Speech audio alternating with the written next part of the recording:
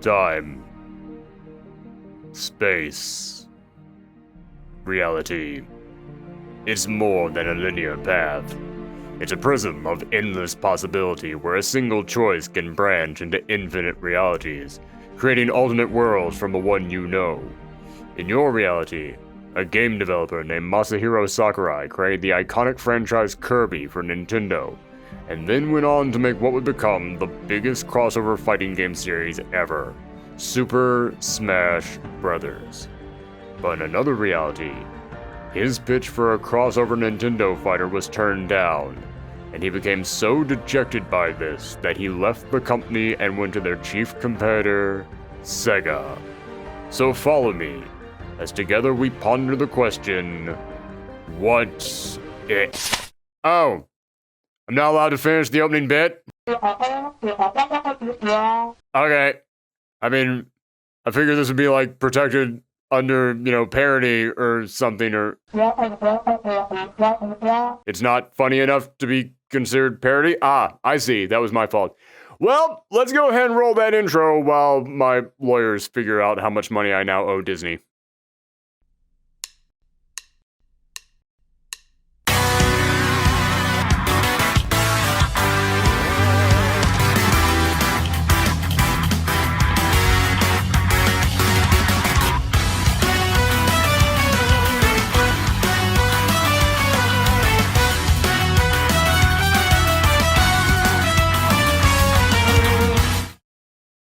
Hello and welcome to another episode of Build the Roster, the show where we take a hypothetical fighting game and build our dream roster around it. This year, Super Smash Bros. Ultimate came to a close with its final DLC character, and boy, what a character to go out on.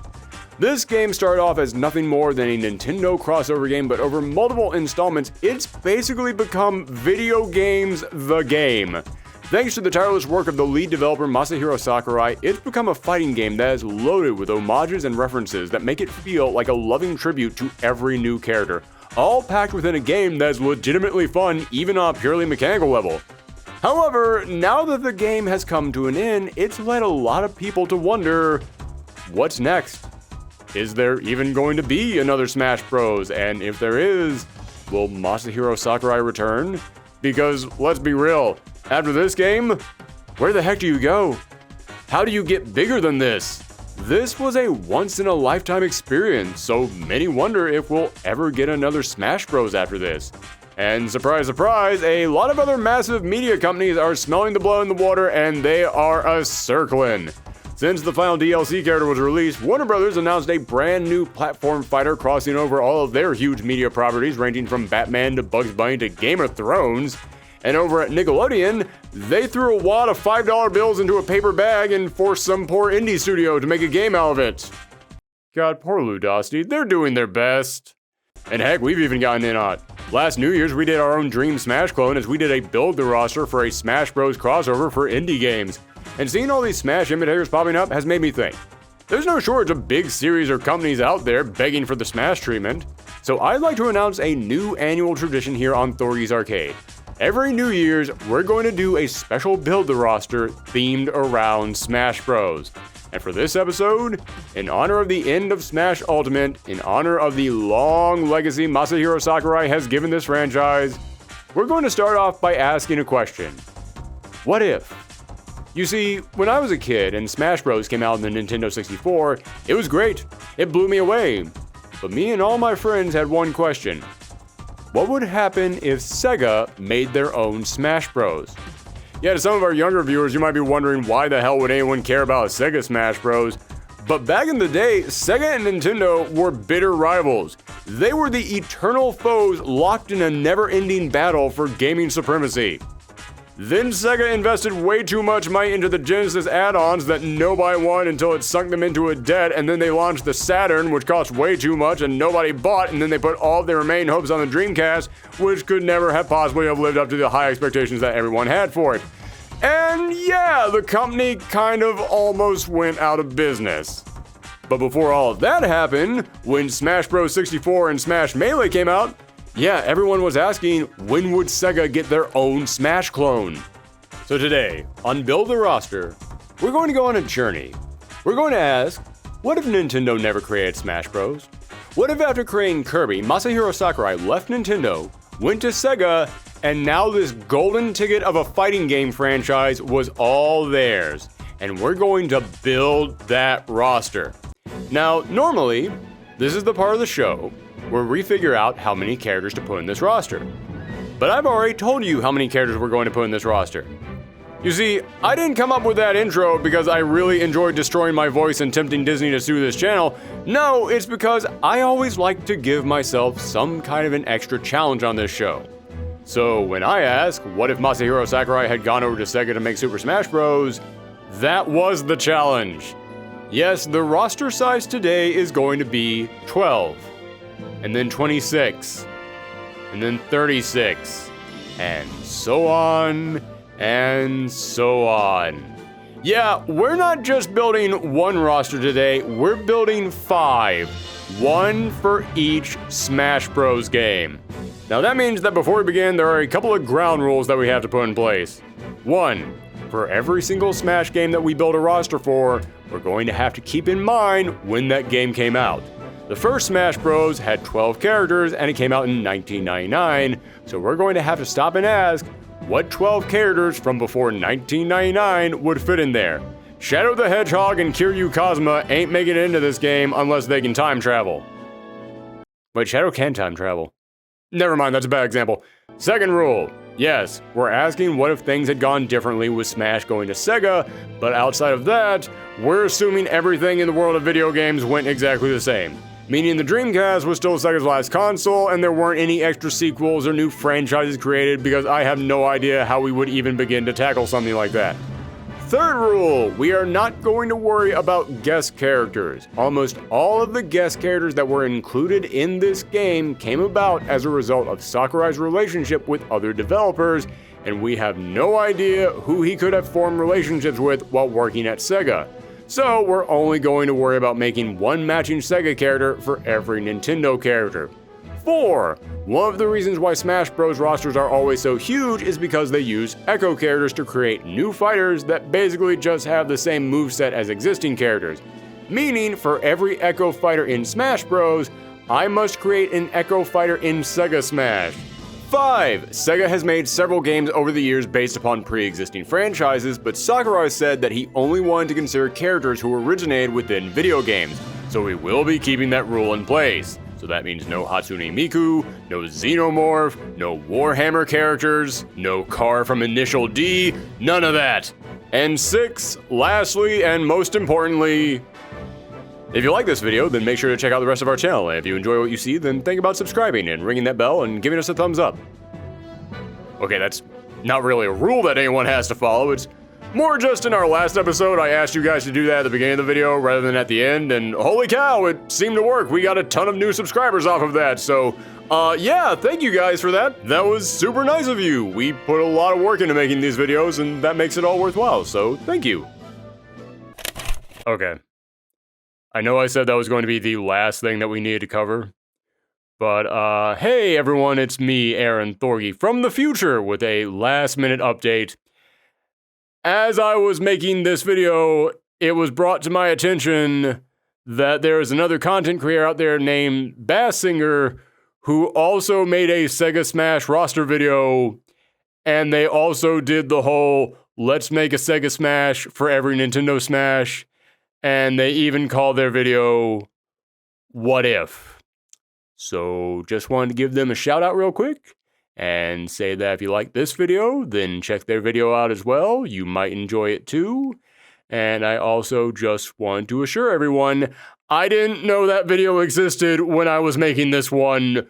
I promise you this is just a crazy coincidence, and I happened to learn that it existed halfway through editing this thing when it was too late to change the premise or go back and take out that opening gag. So, yeah, just wanted to address that. Hope we're all good. And sorry for the interruption, and now we return you back to your regular scheduled whatever the hell this show is. Okay, that's it. No more rules. I think that is the most that we have ever had to establish before an episode of Build the Roster, but what can I say? I like to make things needlessly complicated. But that is everything that we need to establish. There is nothing left to be said, nor should I say anything more, because holy crap, we have over 60 characters I need to go over. So let's all hop into our time machines and go back to January of 1999 to the final few days of the Sega Saturn's lifespan as I present you Sega Smash!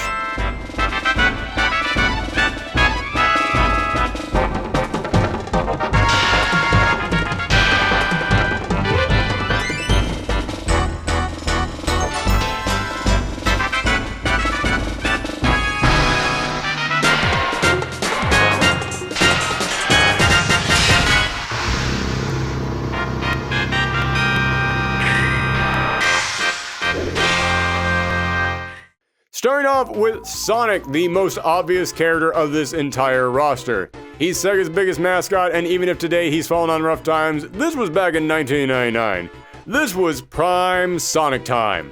Sonic Adventure, the game that would reinvigorate his whole franchise and reintroduce him to a whole new generation of fans, just came out in Japan the month before this game would come out, and it would be releasing later that very same year in the West. His star was riding high at this moment. Now, for this first installment, since the adventure games were so new, we probably wouldn't use that look in this game. We would probably still stick to this classic design, but that would more than likely be updated with the later games. And lucky for us, since Sonic was a guest character in the actual Smash Bros., I don't need to talk about his playstyle, so we can go ahead and move on to Knights. Another one of the earliest mascots for Sega, Knights into Dreams blew people's minds back in the day. Heck, it was pretty much the flagship title of the Sega Saturn, as the flying mechanics were cutting edge at the time. And the protagonist of the series, Knights, has one of the most memorable designs of any character from this time period. You look at them and it just screams Sega. So of course we need to include them in here, and as I mentioned, they're most known for the flying mechanics in their game, so they would be super light with some of the highest jumps in the cast, with some specials that would give them some maneuverability in the air to help them easily fly back onto the stage after being knocked off. Akira Yuki. Masahiro Sakurai was a big fighting game fan, which is one of the reasons why he was inspired to make a big crossover fighting game in the first place, and Sega just happened to already have one of the biggest fighting games on the market at the time, Virtua Fighter. So you better believe if Sega had gotten their own big crossover fighting game under Masahiro Sakurai, he would definitely have included the protagonist of that series, Akira Yuki. Now Akira doesn't have any super moves. Virtua Fighter is not a series about characters shooting fireballs out of their hands. No, it was a game where people fought the way that real people could fight. So I'm picturing Akira would kind of be like an early version of what Little Mac became. He'd be super strong and have some really hard-hitting martial arts, but normal humans can't fly or do a whole lot of crazy moves up in the air, which means that if you knocked him off of the platform, he wouldn't have the best recovery abilities to get back up there. Gilius Thunderhead. Back in the day, not only was Sega a massive competitor in the console market, but they were eating a good chunk of quarters at the arcade as well. And every time that I went to an arcade, or hell, the grocery store, or pizza parlor, or anywhere that you could find an arcade cabinet, I always saw a Golden Axe machine there. And while the game had 3 protagonists, Gilius Thunderhead easily became the biggest face of the franchise. Anytime in the future that Sega needed a representative from Golden Axe to be in something, Gilius was the clear winner. He'd of course attack with his axe for his basic moves, but for his specials, he could summon out spells from the games, and once we got to the point where we introduced Final Smashes, he could summon out a dragon or one of the other mounts that you could ride in the game. Axel Stone. Speaking of side-scrolling arcade beat-em-up action, we have to bring in a character from Streets of Rage, one of the biggest beat-em-up franchises of the 90s. It makes the most sense to include Axel Stone since he was the protagonist of the games, and since he mostly kicks and punches his way across the screen, he could be another character kinda like Akira, where he does his best fighting on the ground. And he wouldn't hit as hard as Akira, but we could balance him out by giving him some specials that are a bit bigger and fancier. And while we're just talking about the original Sega Smash now, Sega Smash Ultimate, the final game that we're going to be covering today, would be coming out in 2018, and at that point we had already gotten some trailers for Streets of Rage 4, so we would update his look for that game. Edge. Panzer Dragoon was another one of the big franchises for Sega back in the day, especially on the Saturn, which is the console that we're focusing on for this game. But it's kinda hard to include a Panzer Dragoon character because it's a series about riding on the backs of giant dragons while they blow stuff up, and we can't exactly fit a dragon onto this stage. So we need one of the riders, which is why I'm picking Edge. He was the star of Panzer Dragoon Saga, one of the most critically applauded games on the Saturn, and it took on a more RPG format. Now, while all the combat was still done on the back of dragons, we at least get to see Edge walking around the stage throughout the game, so he does have a model that the players would be used to seeing that we could use as a fighter. Then for each of his specials, he could call on his dragon partner to come in and blast the enemy, or use him to soar back into the air after he's been knocked off the stage. Aliso Landell. We have to include a Phantasy Star character in here because early in the Sega's life, these games built up their own cult following and went on to be one of the more notable RPG series on the market at the time. And that's about all I know about Phantasy Star. Yeah, okay, time to bring this up.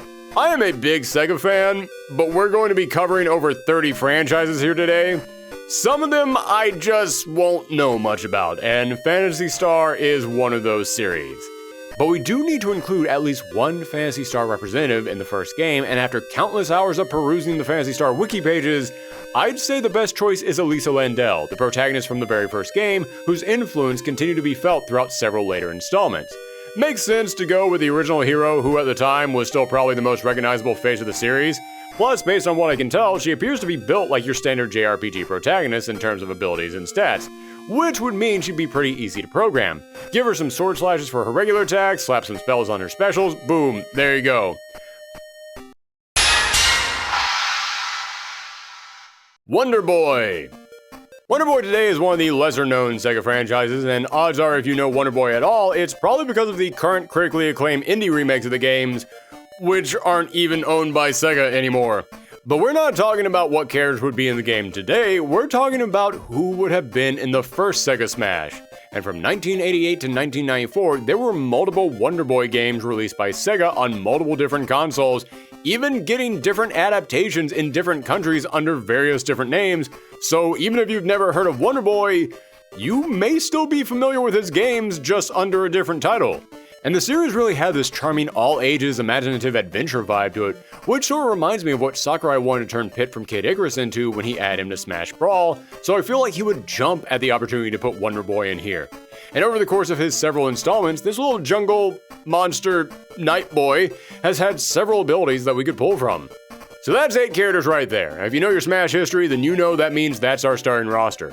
But the first Smash game may have come with only 8 characters in the starting roster, but it had 4 hidden unlockable characters. And just like how the first hidden character in Smash was Mario's sidekick Luigi, that means our first unlockable character has to be Tails. Just like with Sonic, this choice makes so much sense, I don't think I need to explain it. We could give him multiple floaty jumps like Kirby, and he could still have the spin dash attack just like Sonic, but we could also give him some unique special attacks. Maybe he could use some of the gadgets they had in Sky Patrol. And in the later games, when we add in Final Smashes, he would bring out his plane and start targeting the stage with that ear-piercing sound effect from Sonic Adventure 2. Even if it whiffs and you miss the opponent completely, you would still probably end up damaging your opponent's eardrums so much that it would leave them wide open for you to run in and attack.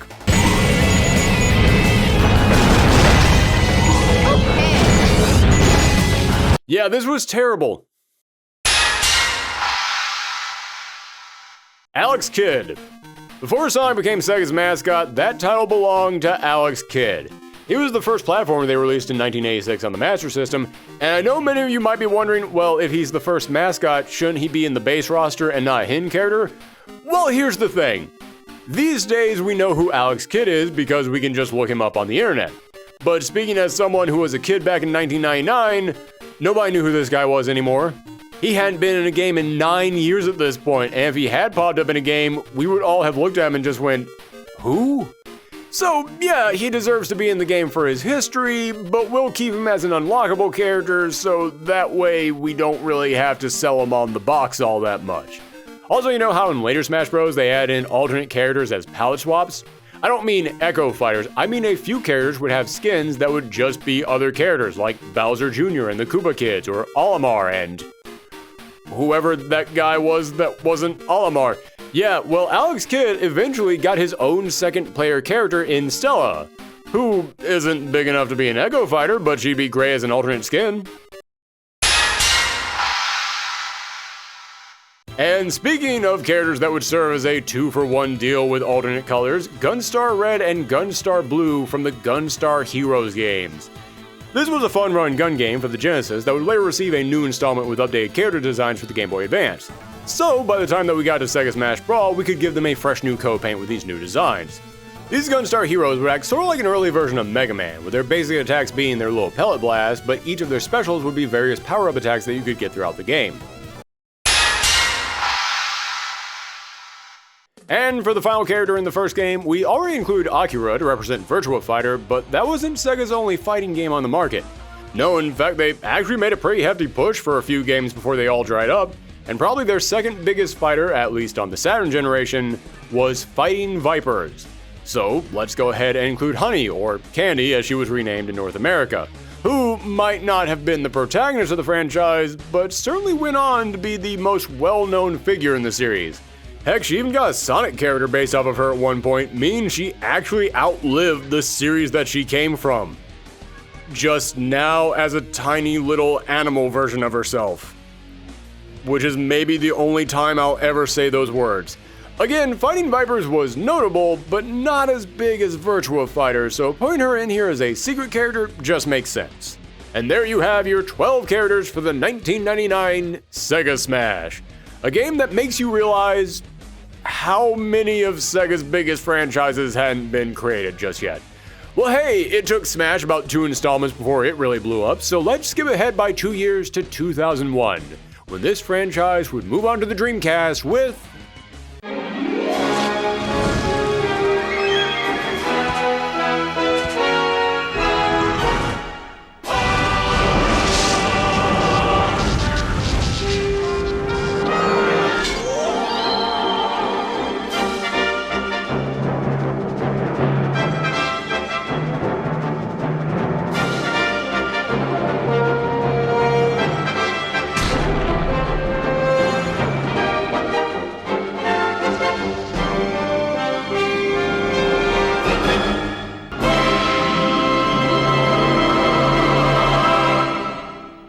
Sega Smash Melee.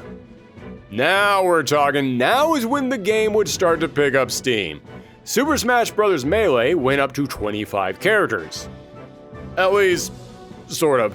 You see, Zelda had the power to change from her regular self into Sheik, both of whom had their own completely different movesets, so in reality, Zelda had 2 different characters, and Sheik would even go on to be her own character in a later game. So we're actually going to be counting this as 26 characters, meaning we've got 14 more characters to create. But not all of whom would be completely new characters. You see, Melee was the first game to introduce Echo Fighters as they would come to be known in later installments. Characters who essentially use the same movesets as other characters with a different skin on top and some adjusted stats. So, as I said earlier, for every Echo Fighter the original Smash Bros. Made, I too would have to make an Echo Fighter here as well. But here's where we run into a problem.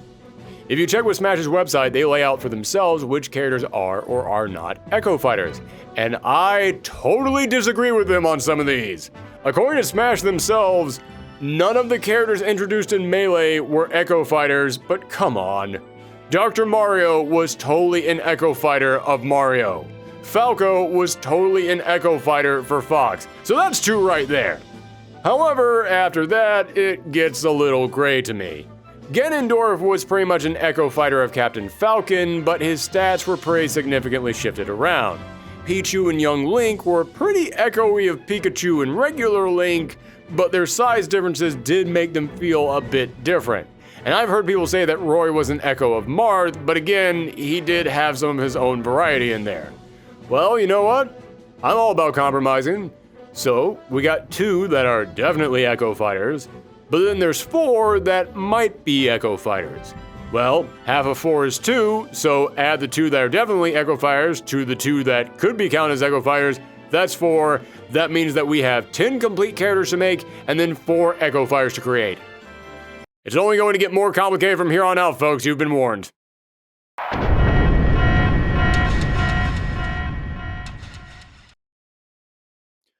Knuckles. Let's kick things off with some more Sonic characters because you know that just like how Melee add in there a ton of new Mario characters, Sega Smash would also add in a ton of the Sonic family. The most obvious addition has to be Knuckles. He's Sonic's chief rival. At least, he was before. We'll get to that later. He'd hit harder than Sonic, but he would also be heavier, making it hard for him to get back on the stage. However, he could have his glide ability as his side B to help him out with that.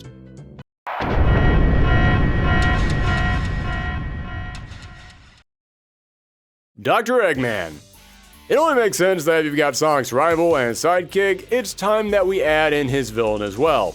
Let's put the not-so-good Doctor in one of his floating egg vehicles, and because of that, he would have plenty of gadgets that he could pull out for special attacks, and he could actually even hover a little bit, making it easier for him to get back onto the stage, but he would also be a pretty large target scene in this thing, and that would make it easier for him to be hit. Alright. Those two were obvious, but we're now on the Dreamcast, which launched a ton of beloved Sega series, so let's dive into a couple of those with...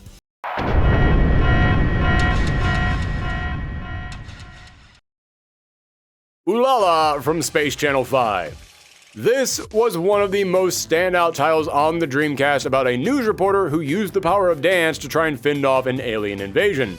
So obviously each of her normal attacks would be designed to resemble her dance moves, and she could even have a little ray gun style energy projectile that would be good for a neutral special. Maybe we could even make her big final smash a big dance number that forces all the other characters to start boogieing down before she blasts them away.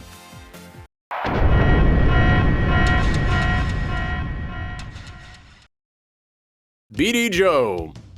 Alright, I know putting one of the taxi drivers from Crazy Taxi in here might feel a bit odd. I mean, what exactly is he supposed to do? They never get outside of the car. Are they going to fight inside the car? That seems a little unfair, but hey, if anyone can make it work, it's Sakurai, and honestly, we need to find a way to make it work, because when the Dreamcast came out, Crazy Taxi was a beast. Everyone was playing this thing. It was insanely addictive and a wonderful salute to Sega's long history as an arcade developer. So let's put BD Joe, arguably the most well-known of the drivers, into the game, and maybe he could bring out his car for each of his specials. Maybe for his final smash in the later installments, he could toss someone into the backseat of the taxi and then drive them around like a madman, bumping and slapping them around with every single rough twist and turn, because if you played Crazy Taxi, you know, no way did the customers not get whiplash from the way you had to drive them around in this thing.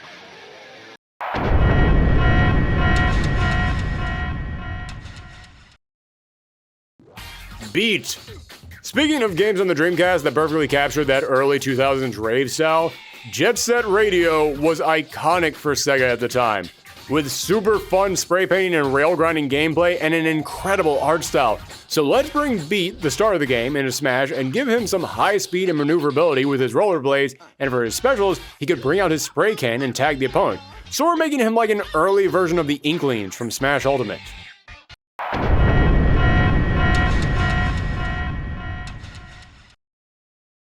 Ryo Hazuki. I know that over the years, the Shenmue franchise has sort of been all over the place, but you have to remember, we're building this game in 2001, and back then, Shenmue was a jaw-dropping breakthrough for video games.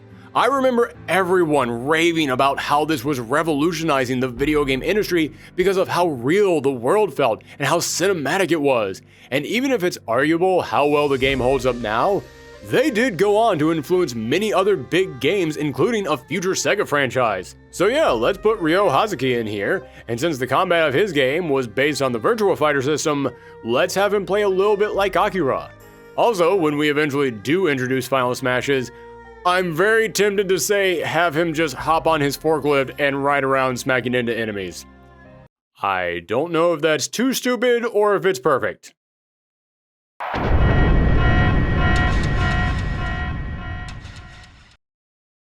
Vice. I'm picking Vice from Skies of Arcadia for two reasons. One is because his game was actually one of the most critically acclaimed games in the entire history of the Dreamcast. This RPG about soaring through the skies as an air pirate, building up your own crew, finding lost landmarks, and traveling the world was one of the most imaginative games on the console, and it created a die-hard audience. And the other reason I'm picking Vice is because I am that die-hard audience.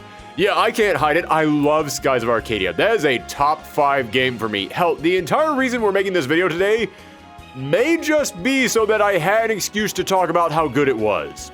And then to get sad over the fact that all physical copies of it go for hundreds of dollars and Sega will never re-release it. Anywho, yes, let's put Vice in here and let him slash with his swords for his basic attacks, and then for his big final smash, he would call upon his ship to appear and fire the moon can at the enemies. Also, if you want a really deep Easter egg cut in one of the later installments of this game, you could have one of his alternate skins be the imposter Vice that you ran into in Skies of Arcadia Legends. Alright, that's enough of the Dreamcast stars, so let's bring in a few more Sega classics.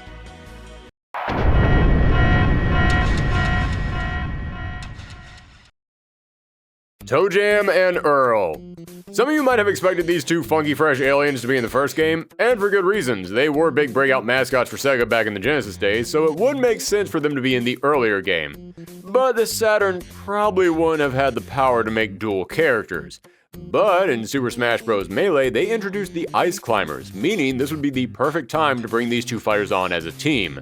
Now, unlike the Ice Climbers, the body types of ToeJam and Earl are very different, so even though these characters would fight together, maybe we could give them a move where you change what character is considered to be the one in control. If the skinny ToeJam is in control, then you'd be faster and you could jump higher, but you wouldn't be that strong.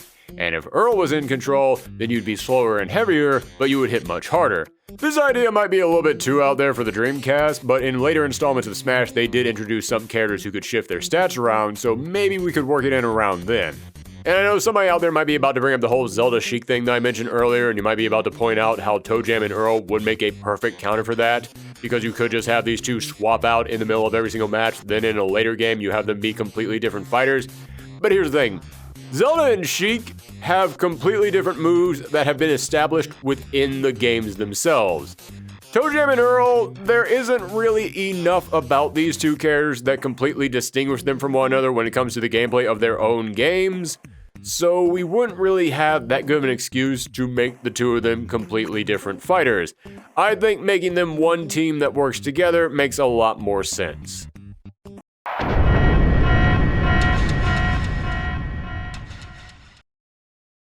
Earl Nadja.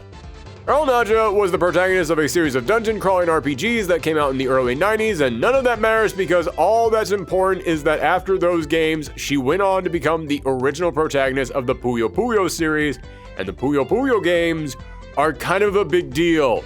She would keep some of her RPG powers, such as a weapon and spells, and she could even have her little friend Carbuncle come out and do some attacks.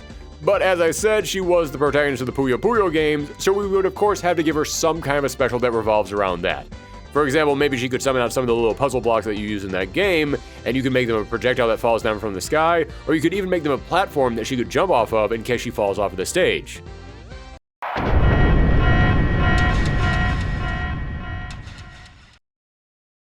Bowie. And the final regular new fighter for Sega Smash Melee, Bowie from Shining Force 2. Now, okay, I'll admit, like Phantasy Star, I know nothing about the Shining series. But I do know it is big for Sega. It has over a dozen different installments over the years. It even had its own fighting game tie-in at one point in time. It's got that fan base that keeps showing up to support it. So of course we have to include a character from that series in here as well. And Melee feels like the installment to introduce them, since that's when Sakurai started introducing Fire Emblem characters into the Nintendo Smash games, and I feel like Shining is a good Sega analogy for Fire Emblem. But who to pick? Well, I checked around on some forums, and it looks like most people tend to agree that Shining Force 2 is the most popular installment in the series, and I even asked my followers on Twitter which was the best Shining game just to make sure that I got their opinions on as well, and yeah, they backed it up. Everyone seemed to agree Shining Force 2 is the best game. So we'll throw in Bowie, the protagonist of that installment. So that leaves us with 4 Echo Fighters, and thankfully, since they would all have the same movesets as pre-existing characters, it means they'll be way easier to cover. Gum from Jet Set Radio would be an Echo Fighter for Beat. She was basically the second biggest face of that series, and everyone in that game skates around in spray paints, just with slightly adjusted stats, which is basically what an Echo Fighter is, so she would be an easy grab. Then Pudding from Space Channel 5 would be the Echo Fighter for Ulala, since the two of them were rivals and the gameplay remained the same between the two of them. Riala would be the Echo Fire for Knights because it would be good to get some more villains in here, and again, gameplay between the two of them was basically the same. And lastly, since Sonic Adventure 2 came out right before this game, we would have to take advantage of that synergy and put Shadow in as an Echo Fighter for Sonic. Now, I know some people would argue Shadow wouldn't be an Echo for Sonic since he has different powers, but the differences between Shadow and Sonic didn't start popping up until later games. At this point in Shadow's history, they still basically controlled exactly the same, and remember how in Melee, Ganondorf was an Echo Fire for Captain Falcon? But then as the games went on, Ganondorf kept getting new moves and animations to make him his own character? Yeah, same thing here. Shadow would be our Ganondorf, that character that starts off as an Echo Fire, but over the course of every single game, they would slowly change to reflect how they are within their main series. We might skip trying to interpret this game into Smash, though. That one, I feel like we can leave that one out of the equation. And that is your roster for Sega Smash Melee. A little more complicated than the starting game, but still not too bad. But let's see what happens when we jump ahead by 7 years to...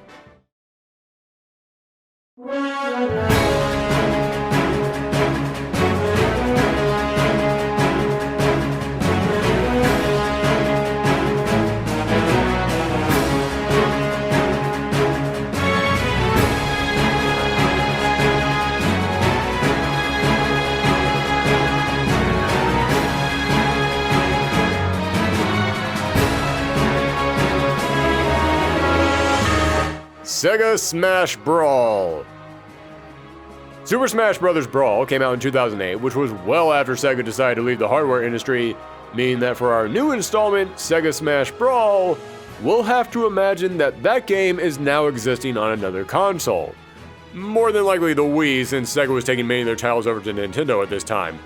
Now, Super Smash Bros. Brawl added another 14 characters to the roster, and again, there are a handful of characters that could arguably be considered Echo Fighters, even if the game doesn't count them as such. We got Wolf and Toon Link in the game, and again, this is one of those situations where their movesets are similar but changed just enough that some people might consider them Echo Fighters and some people might not.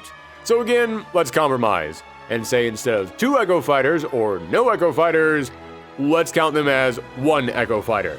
And speaking of compromises, this is one that many of you have probably been thinking about this entire time. What are we going to do about Pokemon Master? Yeah, this was one of the big ones I had to figure out. Pokemon Master fights with 3 different Pokemon, each of which have their own different movesets. Because of this, some people consider this one character to be 3 characters. Well again, I'm all for compromising. If some people think you should count as 1 character and some people think you should count as 3, I'm going to count them as 2.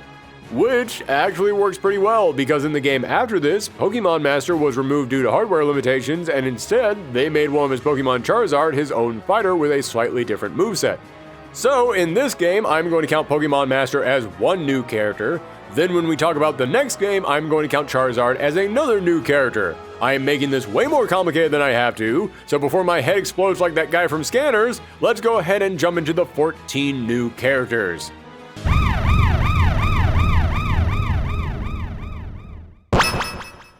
Amy. Listen, this one is a no-brainer. You know that just like Mario, Sonic would end up having the highest number of fighters in this game, so let's go ahead and add another one in here. We got Sonic, we got Tails, we got Knuckles, we got Shadow, and we even got Eggman in there. The next logical choice is Amy, and since she uses that giant mallet of hers, she would have a very different moveset from all the other characters. Simple, easy, moving on.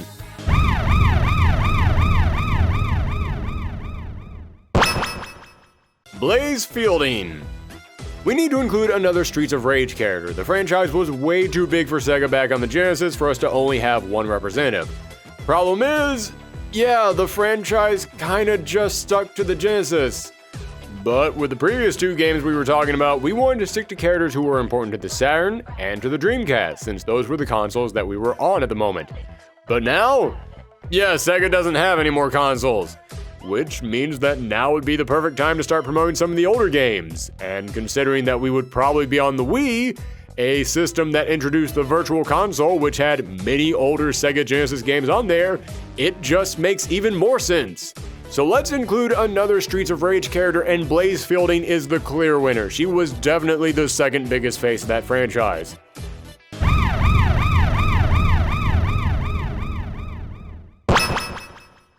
Jackie Bryant. Speaking of doubling up on franchises with only one representative so far, Virtua Fighter definitely needs more fighters in here.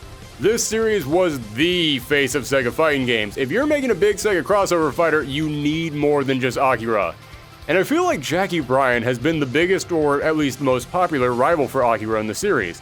He's got this really explosive personality and fashion sense that really complements his Jeet Kune Do Bruce Lee style of fighting, which would make him a character that, despite not having any big flashy superpowers, would still stand out and feel like something energetic enough to go toe-to-toe with Sonic and all the other crazy characters in this game.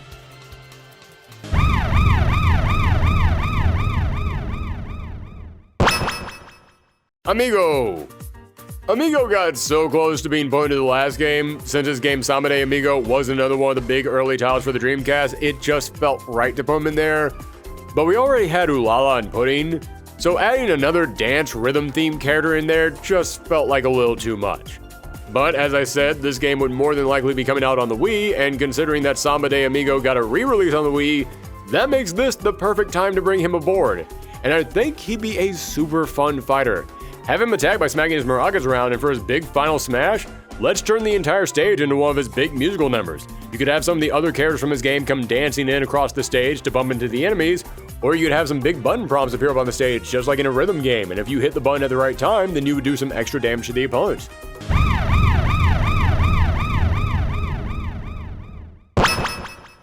Ai and Mimi. Hey, Amigo from Samba de Amigo is great and all, but you know what's better than putting one monkey in your game? Putting 2 monkeys in your game. What's better than 2 monkeys? 3 monkeys! Yeah, let's put Ai in here and then include Mimi as a palette swap with half of his skins being dedicated to his flower-adorned girlfriend. You could give him some moves kind of like what Pac-Man eventually got. Like, imagine if his forward B caused a trail of bananas to appear and then he runs across the stage collecting them. And then for his up B, it could be a reference to the little flying minigame where his ball turns into wings and he starts soaring into the air.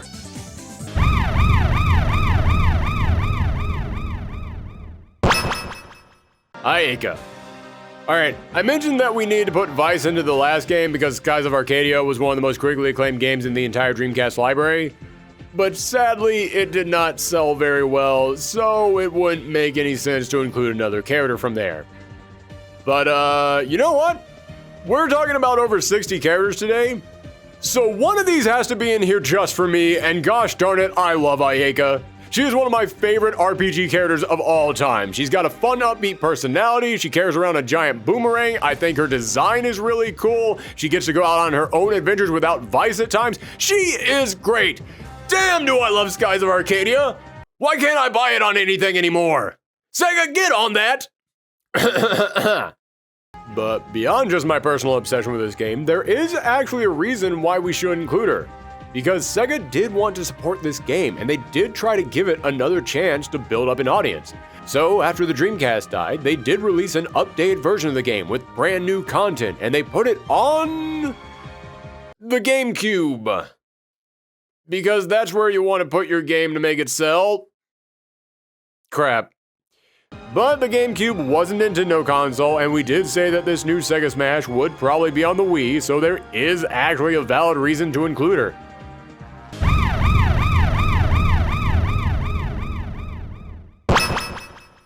Amity. And speaking of Sega properties that came to the GameCube after the death of the Dreamcast, yes, as I said earlier, Puyo Puyo is a big deal. You might not think it's big enough to warrant having a second character in here, but prepare to have your minds blown. Are you ready for this? Get ready for this. Puyo Puyo is Sega's 3rd highest selling franchise. Yeah, this game where you link blobs together sells higher than almost anything else I've talked about today. You know when there's a franchise out there that you're aware of it, you know that it exists, but you think it's kind of a small niche thing, then you find out like an entire country is dedicated to it? Yeah, that's Puyo Puyo. And on the GameCube, they put out Puyo Fever, which introduced Amity, who would be the brand new protagonist of this franchise. So yeah, let's include her. Now, unlike Arl, Amity did not originally come from an RPG.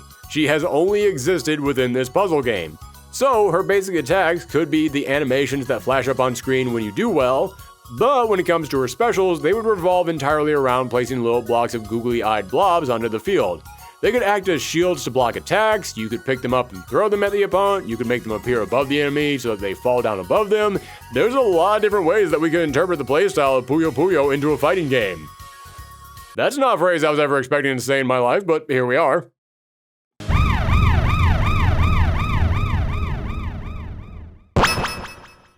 Billy Hatcher. Speaking of Sega properties that came to the GameCube after the death of the Dreamcast again, Billy Hatcher. This little guy is way up there on that list of Sega characters that people like, despite not having been in a whole lot of games. I think people just hear the concept of a kid in a chicken hat pushing a giant egg around and it makes them happy. They're just glad to know it exists. Let him roll his egg around for his side B or bounce around on it for his up B, and he is another one of those characters that has a female counterpart that would make for a great palette swap. So yeah, let's make half of his skins dedicated to Rolly Roll. Real talk, I forgot her name was Rolly Roll until I was writing this script, and that's actually cracking me up right now. That name is perfect platformer corniness.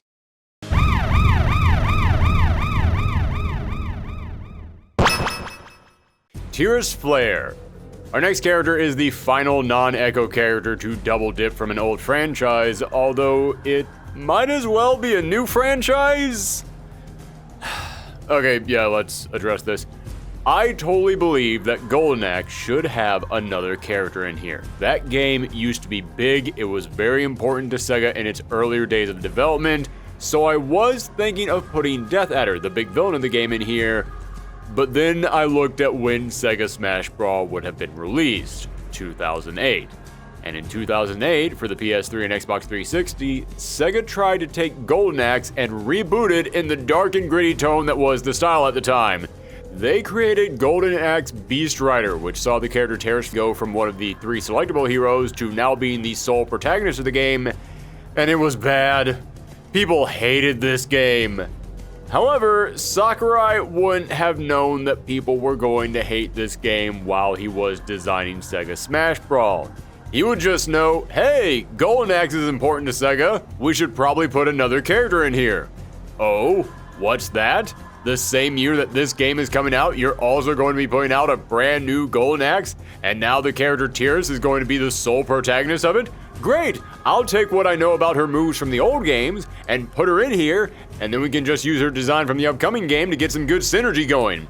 I can totally picture that being how this would all go down, and even if Beast Rider was a huge flop for the company, we could just take her back to her classic look in the next Sega Smash game, and then proceed to pretend like Beast Rider didn't happen.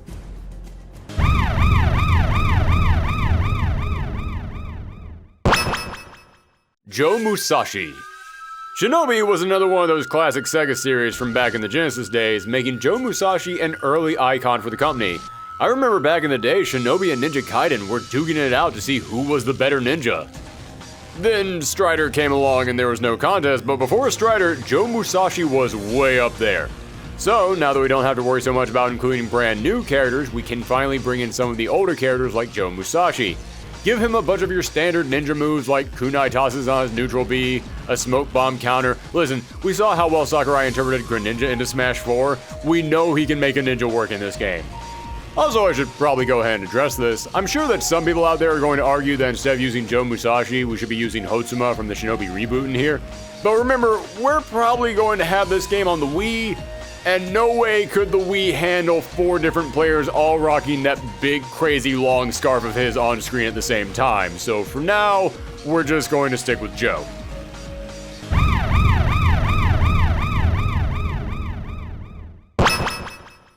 We're meeting G over there. G.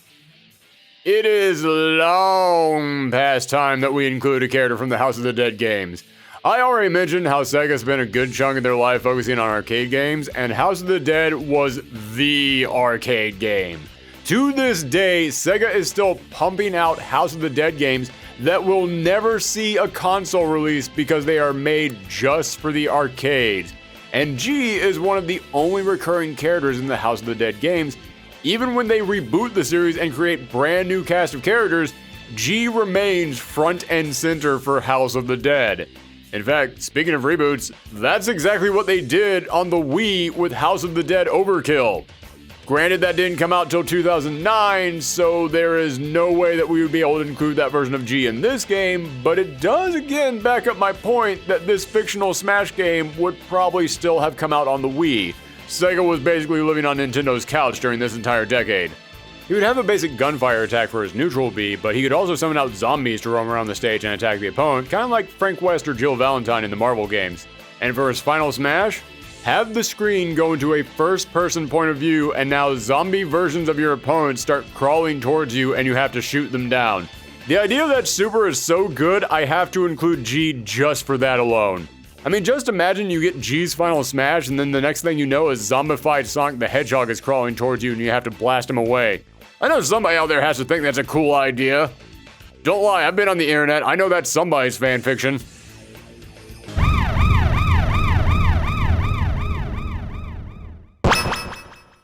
The Magician.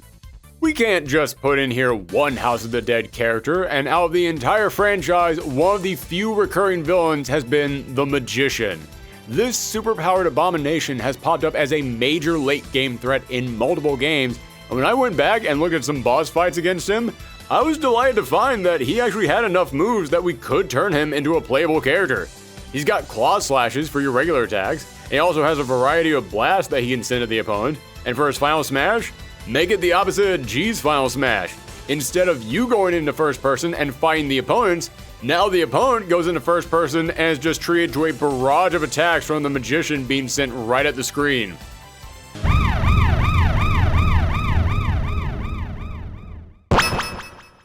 Kazuma Kiryu.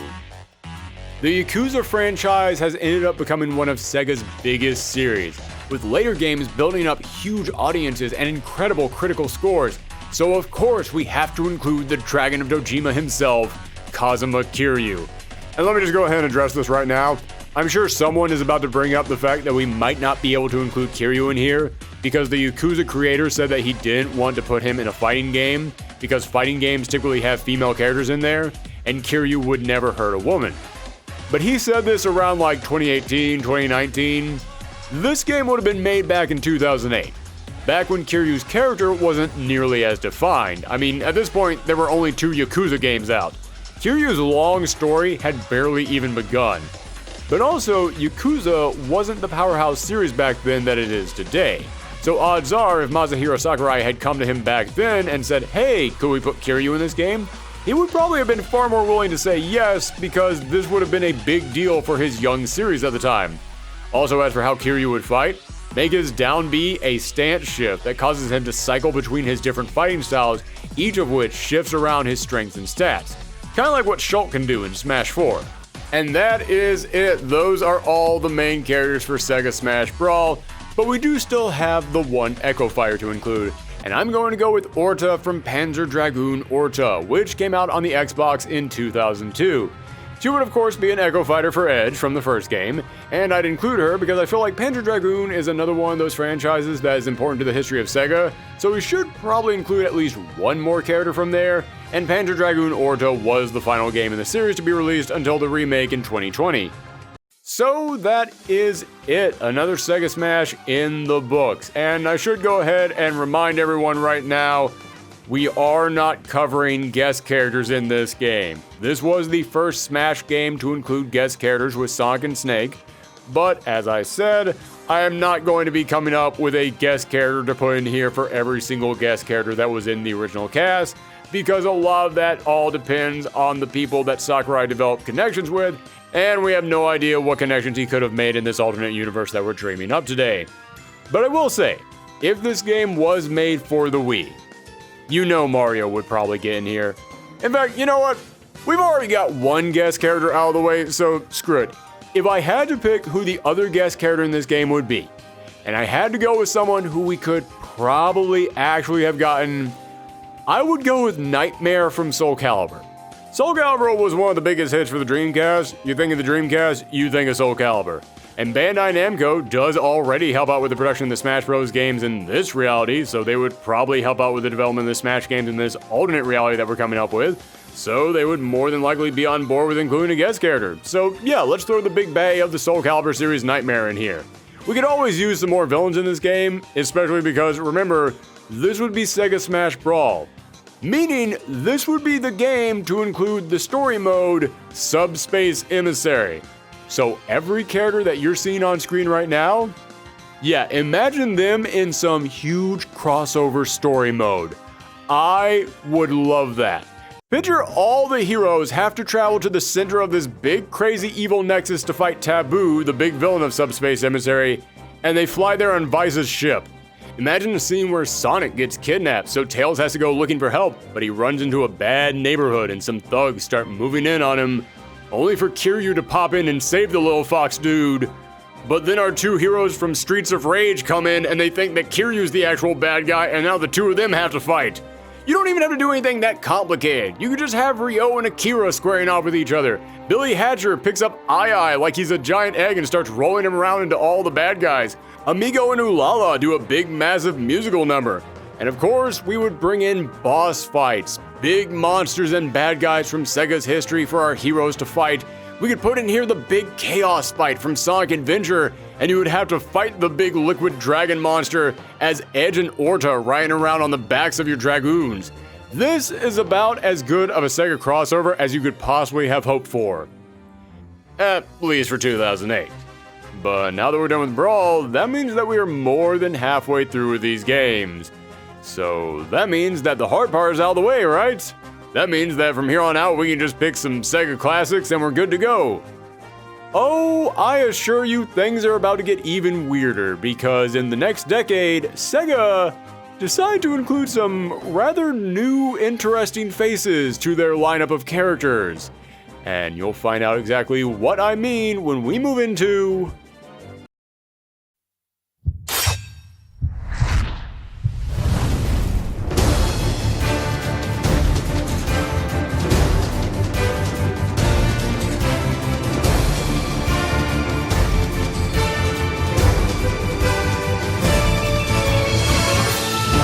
Sega Smash 4.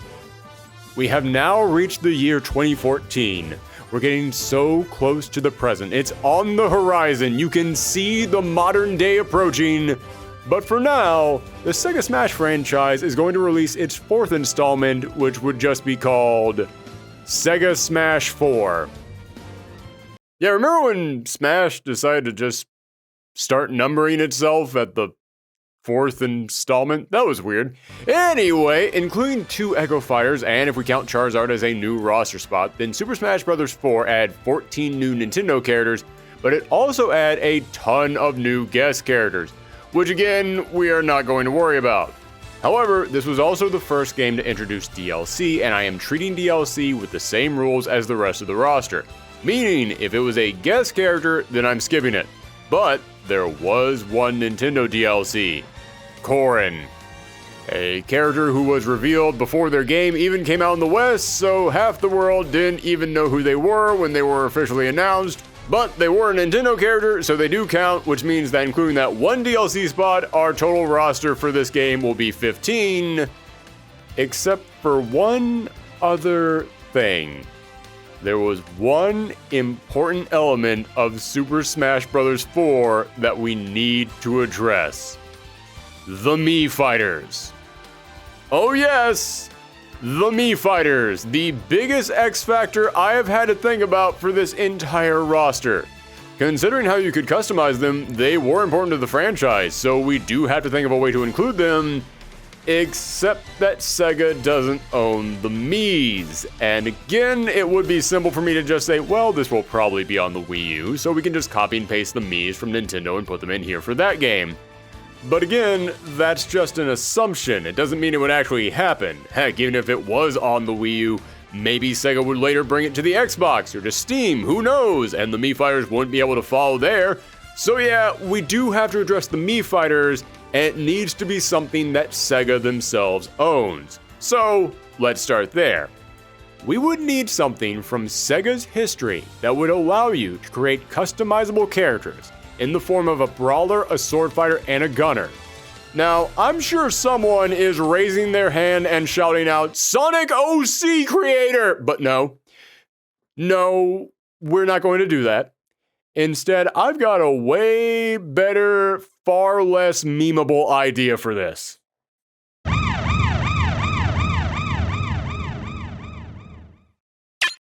Phantasy Star Fighters.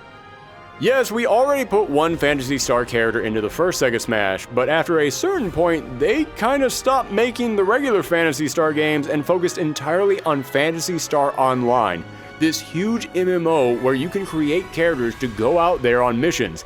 It started back on the Dreamcast, and even if the Dreamcast internet wasn't all that great, it did kick off a new phenomenon for Sega, and to this day, the Phantasy Star Online games continue to bring in a strong fan base. And guess what? You get to create your own characters in there, and you can create a sword fighter, a brawler, and a gunner. So let's take those basic creative characters, put them in here, and let you fully customize them and even sell some DLC costumes to dress them up to break everyone's hearts when they realize that their favorite character won't be making it into this game.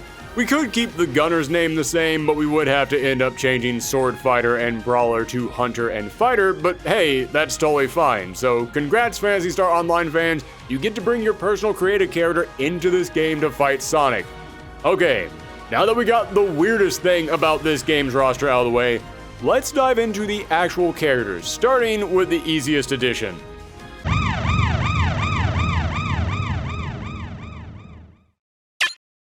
Bayonetta. By 2014, 2 Bayonetta games had come out, and she was a massive success for the company. People loved this character. And you know what? She even made it into the actual Smash Bros. As the second Sega guest character, so I don't even need to talk about how she'd fight. We already got that laid out right there in front of us. Great, perfect, moving on.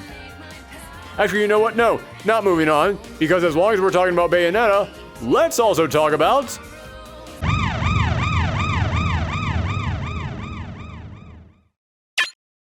Jack Kamen. Remember Mad World? No? What about Anarchy Reigns? Also no? Well, I know some of you remember them, darn it! Yeah, Mad World was one of the few games to come out for the Wii that was designed to say, you know, the Wii doesn't necessarily have to be for families, right?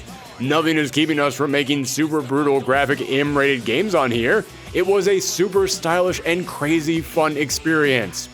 And nobody played it because it was on the Wii, and you would have to be insane to make a brutal graphic M-rated game on there. The Wii was for families. So, Platinum tried to bring the game's protagonist Jack Kamen back for Anarchy Reigns, a game on the Xbox 360 and PS3. Consoles that were more suited for his style of game, and they even shoved Bayonetta in there as a playable character to help bring in audiences. And somehow even fewer people played it, so I wasn't planning on including Jack in here.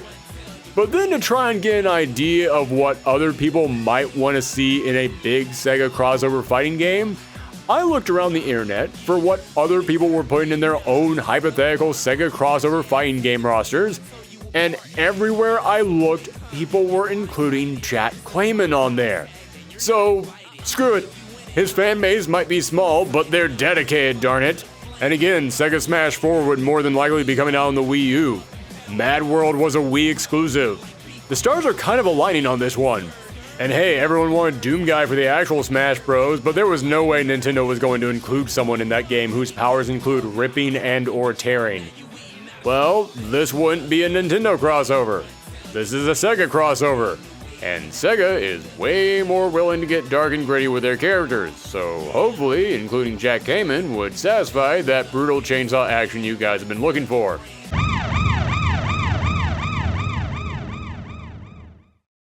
Welcome Gunther. Sega Smash Brawl would have come out in 2008, meaning any games made earlier that year probably couldn't have been included, which stinks because in April of that year Valkyria Chronicles was released, and since that initial release, it's gone on to be a continuous hit for Sega, both financially and especially critically. According to Metacritic, Valkyria Chronicles is the best reviewed franchise in Sega's history.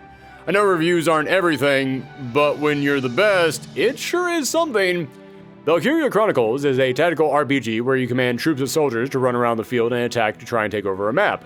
Also, Vice and Ayaka from Skies of Arcadia are in it, and yes, I did buy the first game just for that reason alone. So, since Welkin is the protagonist of the first game, he's our pick. He's the commander of these soldiers, so how about we make him something of a summon fighter? He can call out various soldiers from the game to either charge across the field for his side B, or for his down B, he could command someone to come in and huddle down in place, waiting until another character jumps into their line of sight to fire at them. And for his final smash, it's kind of obvious. He commands a tank, and we all saw what Fox, Falco, and Wolf's final smashes used to be. There you go.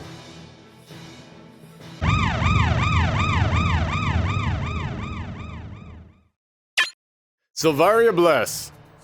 As I said, Valkyria Chronicles came out in 2008, but didn't stop at one installment. No, by the time Sega Smash 4 would have come around in 2014, the game would have had 3 mainline installments. So I'd say it more than deserves a second character, so let's go with Sylvaria Bless, who was the antagonist of the first and third game, and was actually playable in the second. Heck, she's even got the star power to already appear in other Sega crossover games, as she was a playable character in Dengeki Bunko Fighting Climax, a game that I'm really just bringing up right now because I really enjoy saying Dengeki Bunko Fighting Climax. I can't explain why, just every time I say that game style I get a big smile on my face. And even though she also comes from Valkyria Chronicles, she would fight completely differently from Welkin. She wouldn't summon in other characters to fight for her, no, she carries around a giant lance as her primary weapon, and she has superpowers that would give her a wide range of abilities.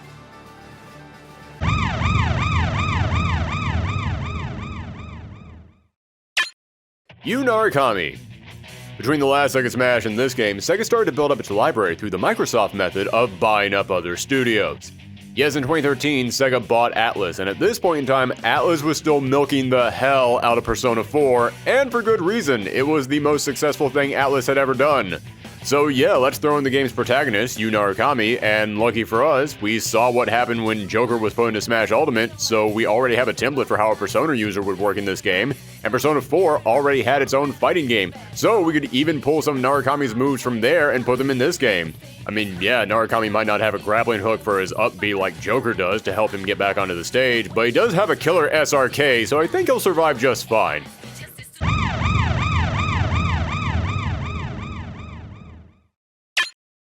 The Persona 3 protagonist. As I said, Persona 4 was the biggest Smash hit Atlus ever had, so it feels like a smart idea to include another Persona character in here. And while I would love to put Chie in the roster, I already used up my one free I'm putting them in here just for me card on Ayaka. So instead, let's do the smart and responsible thing and include a representative from Persona 3. We'll go with the Persona 3 protagonist Makoto Yuki. Or Minato Arisato, depending on which name you want to go with. God, I hate nameless protagonists. They make building these hypothetical rosters so much more difficult. Now, there is another reason to include Minato beyond just getting a Persona 3 representative in here, and that's that in the portable version of the game, they created a female version of the character that you could play as.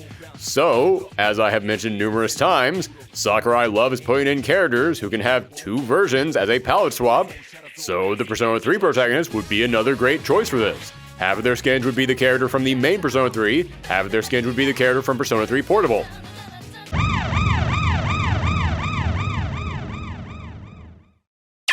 Blaze the Cat. Again, got to include another Sonic character, you know what happened, might as well accept it. And I think Blaze would be a great addition because we got Sonic, Tails, Knuckle, and Eggman to represent the classic games, we got Shadow and Amy to represent the more modern games, Blaze the Cat would represent the handheld games. Yeah, Sonic might not have had a ton of handheld games, but they were some of the best reviewed Sonic games over the past 2 decades. I mean, that's not really saying much considering the competition, but it's still impressive. And Blaze the Cat first premiered in those games, and she is actually one of the most popular Sonic characters from this time period. And with her flame powers, she would fight completely differently from all the other Sonic characters, so I think she's a strong fit.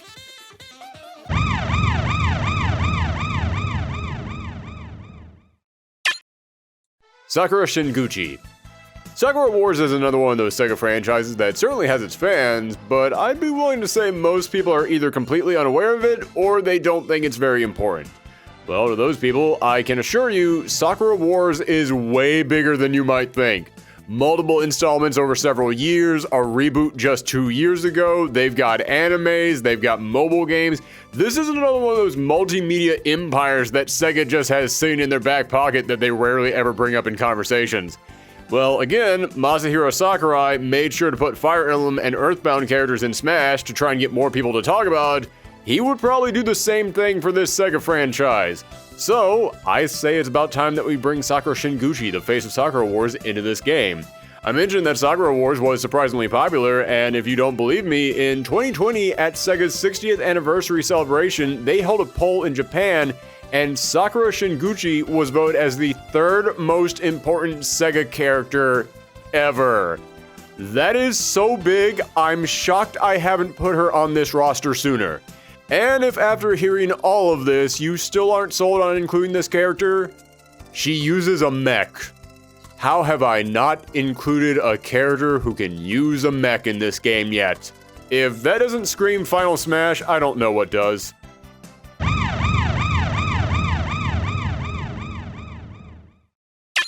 Rystar. Sega has had so many one-and-done mascots over the years. Those characters who they hoped would catch on and become big deals, and they kinda didn't. But also, kinda did, because even if they only got one game, many of these characters build up an audience that cares about them, and Rystar is one such character. I know I'm reaching deep on this one, but by the fourth game in the franchise, you need some deep cuts. We need that character that makes audiences go, huh? And Rystar would definitely do that. Now, if you don't know Rystar, you might look at this little star dude and think, okay, he's probably got some super dashes or energy blasts, he's got some kind of cosmic power of some kind. Nope! Rystar is a grappler. The point of his game is to stretch out his arms and grab and throw things, which would actually be kind of cool in a platform fighter. I mean, the entire point is to get your enemy off the platform, just have him reach out, grab the opponent, pick him up over his head, and then toss him off the side. Plus, he'd be able to use those long, stretchy arms of his for an up B that would let him reach up and grab onto the ledge if he started to fall off.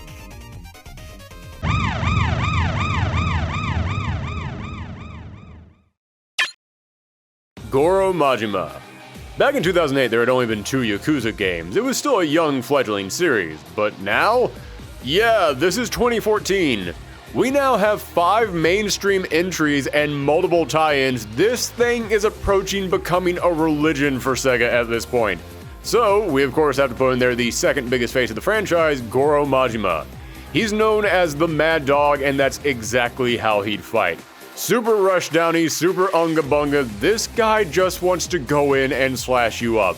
He'd be as much of a nightmare in this game as Fox was in Melee. And for his big Final Smash, let's have him bring in his brother-in-arms Taiga and have the two of them do a combo attack on you.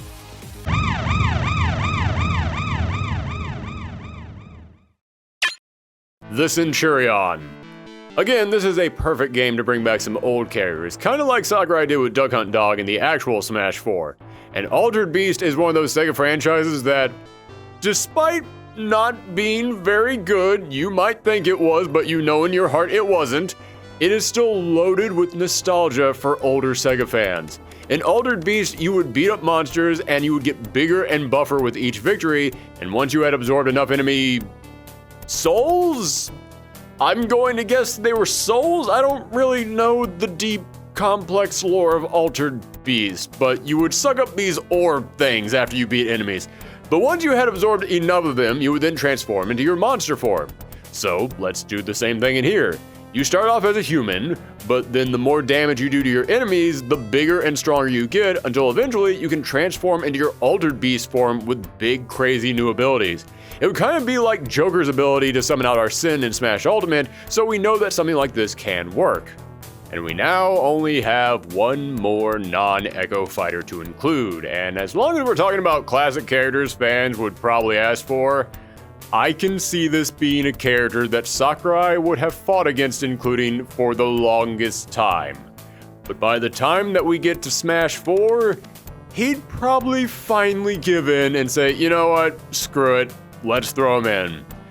Ladies and gentlemen, I present to you what will hands down be the weirdest pick on this entire roster. I want you all to just close your eyes and imagine for me that's the mid-90s. And you're walking into an arcade. The room is full of machines, every single one of them playing their own distinct sounds and music. But above all of them, above all the other noise, you hear one tune that stands out and is going to get stuck in your head for the rest of your life. The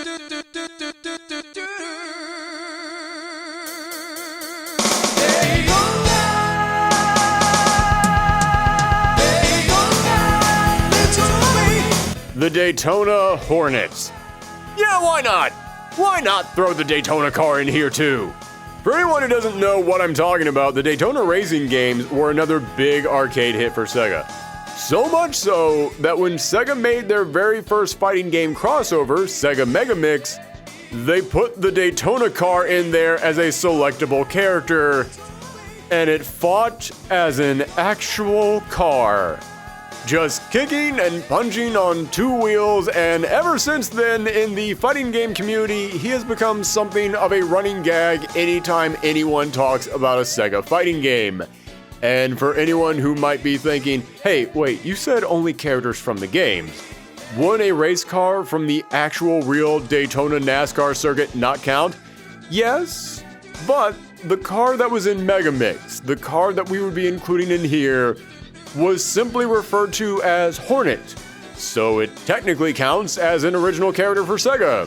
Heck, they even brought it back for Sonic All-Star Racing Transform, so I'd say we're safe. Plus, as I said, I know how Smash fans think. Hell, I know how fighting game fans think. And I know that if there was a Sega Smash game, this would be the Waluigi. This would be the guy that everyone would be asking for years, so yeah, as I said, screw it, why not? Let's just go ahead and include them. And those are all of your fighters for Sega Smash 4. All we're missing now are the two Echo Fighters. First of which would be Hotsuma from the Shinobi reboot as an Echo Fighter for Joe Musashi. Earlier, I joked about how we couldn't include him because his scarf would be too hard to program, but that was just a joke. I just wanted to use Joe Musashi, seeing as how he was the more iconic character for the franchise. But darn it, Hotsuma is just too cool. He has to be in here somewhere. And for anyone who thinks, yeah, but Hotsuma and Musashi should play differently because you can do different stuff in each of their games, I say we treat this kind of like the Belmonts in Smash Ultimate. You know how half of their moves came from Simon, half of their moves came from Richter, then they just merged them all together and they each shared the same one moveset? Just do the exact same thing with Hotsuma and Joe Musashi. Boom, done, there's your Echo Fighter. And as for the second Echo Fighter, I'm very tempted to make it another Shining character, seeing as how one of the new Echo Fighters in Smash 4 was a Fire Emblem character, and I did mention that Shining was a pretty good Sega counter to that. But yeah, I've hit the limit of my Shining knowledge. I know a little bit about the fighting game, and that's about it. And from what I understand, about half the cast of that fighting game isn't even canon to the Shining series, so it doesn't even help me that much at all. But looking beyond the Echo Fighters for just this game, and looking at all the Echo Fighters that Sakurai ended up creating, one interesting thing that he decided to do was he made a handful of Echo Fighters that were copies of characters from completely different series. And I think that's an interesting challenge, so let's give it a shot. Our second Echo Fighter will be Janet Marshall from Virtua Cop as an Echo Fighter for G from House of the Dead. The Virtua Cop series might have died down, but was another big light gun shooter for Sega, so we should be able to swap a character from Virtua Cop in for G, our other big light gun rep in this game. We would have to change out that zombie move that I mentioned for G and give Janet a different move, but aside from that, they'd play pretty similar. And as for why I'm picking Janet and not one of the other Virtua Cop characters, well, hey, as much as I would love to include a guy named Rage in my game, Janet was already in Sega Mega Mix, so she's already got some fighting game credentials. She's got history in fighting games, it just makes sense to me. Now, as I mentioned, this was the first game to include DLC, and all the DLC characters were guest characters or return characters except for one. So, working under the same logic that we've been using so far, we still have one character left to add in here, which brings us to...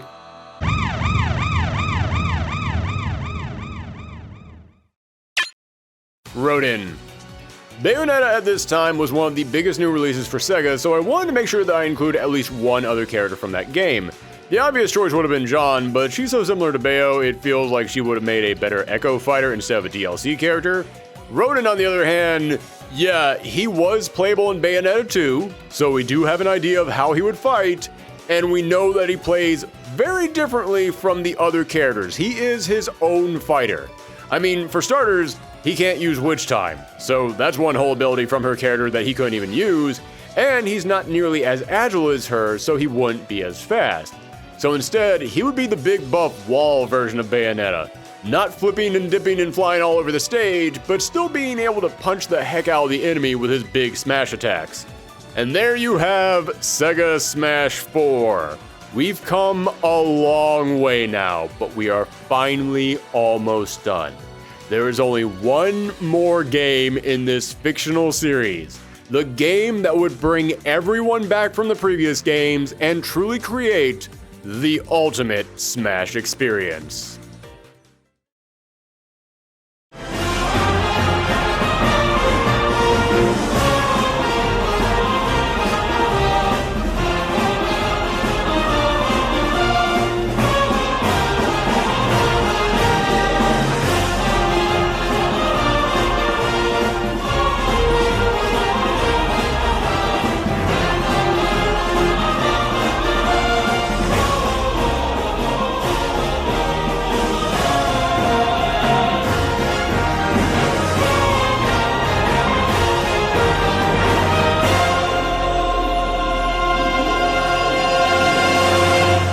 Sega Smash Ultimate!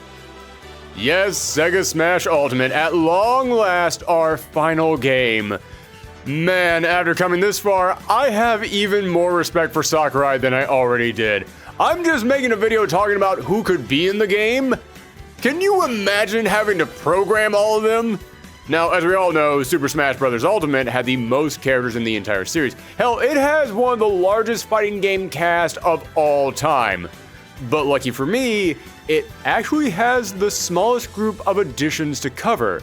Yes, Super Smash Bros. Ultimate had a ton of new characters, but many of them were guest characters, so we're not going to worry about that. When it comes to first-party characters though, Smash Ultimate only added 5 regular characters and a handful of Echo Fighters. However, there were 2 seasons of DLC, and in those 2 seasons, there were 4 Nintendo characters added, meaning we have to add that many as well. This brings up one final thing that we do need to consider. Even though this is the most recent installment, it still came out in December 2018, meaning that any games released in 2019 and 2020 won't be eligible for the base roster, but they might be able to make it in as DLC. But okay, that is the last set of rules that I have to establish today. We can finally reach the end of our journey with Sega Smash Ultimate. Here is your final roster.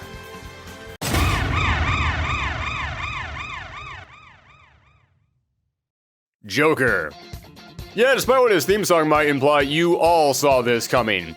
Again, Persona has been a big seller for Sega, with Persona 5 selling incredibly well and being one of Sega's most critically acclaimed games of the last decade.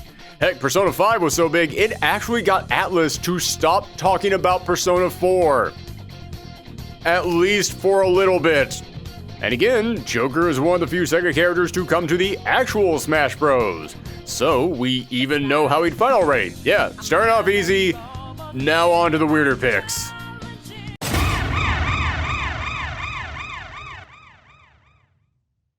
Echo the Dolphin. I'm going to follow this one under the sure, why not category. I know some people have been expecting Echo this entire time, who ironically would not be an Echo fighter. I just realized that very unfortunate naming convention. Ooh, boy. Sorry, as I was saying, I know some people have been expecting Echo this entire time because of how big they were back on the Genesis. Back in those days, Echo was one of the faces of that console. But how the hell do you just make regular old Dolphin work in a fighting game?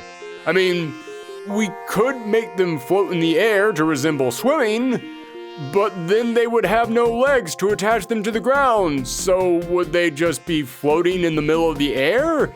If we do that, then would they trigger bombs when they go over them? Would low attacks just completely whiff on them? Makes no damn sense. Compels me though. But you know what? We've gotten to the point where we're including the Daytona car in here, so yeah, screw it. Everything is on the table at this point. And honestly, despite the question of how to deal with him floating in the air, Echo would actually make a great character in this game. Sonar blast for their neutral B, charging attacks flying across the screen, a big upward jump to get them back onto the stage. Their moveset lines up with the inputs in Smash way too well. We have to include them.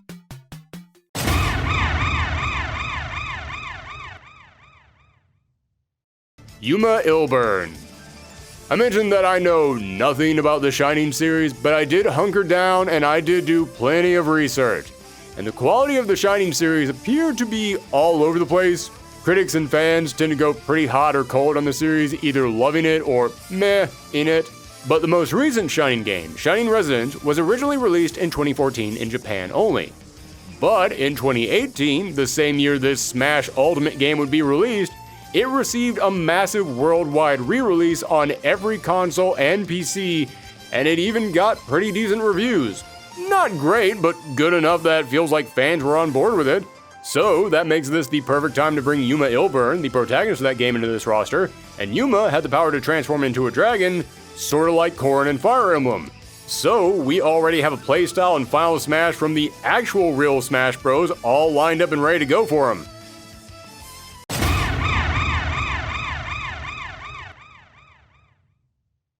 The Shogun. Okay, you may be wondering, what game is the Shogun from? Kind of none, and also kind of a lot. Yeah, you remember how I mentioned that Puyo Puyo was Sega's third best-selling franchise of all time? Well, Sonic is obviously number one, so what's number two? Prepare to get an even bigger surprise, it's Total War. Yeah, Total War is a series of strategy games where you command giant armies mostly set in real-world locations and eras, and because of that, it doesn't really have a lot of original characters. Most of its cast include faceless warriors or actual people from history, meaning no way could we use them in this game. But in Sonic All-Star Racing Transform, Sega actually did include a representative for the Total War series. They create a character called Shogun to be the face of these games, so you know what? If Total War is the second highest selling Sega franchise of all time, yeah, we kinda need to put someone in here from it. I know that adapting a strategy war simulator game into a fighting game character sounds nuts, but this is Sakurai we're talking about. This is the guy who adapted Minecraft into a fighting game. If anyone can do it, it's him. Maybe for his specials, he could summon out fires to run across the field and attack, or place a cannon down to shoot at the opponent.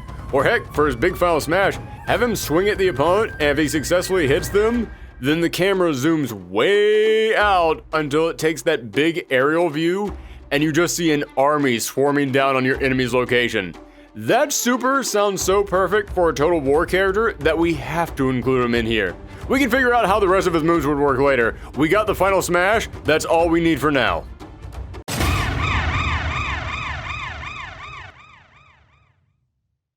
Oppa Oppa. And for the final character, this choice might not seem that big to go out on, but it is rather important. I mentioned earlier that Alex Kidd was Sega's first mascot. Well, that was true for their home consoles, but as I have pointed out several times throughout this video, Sega was a major arcade developer. And 1 year before Alex Kidd hit home consoles, they released Fantasy Zone.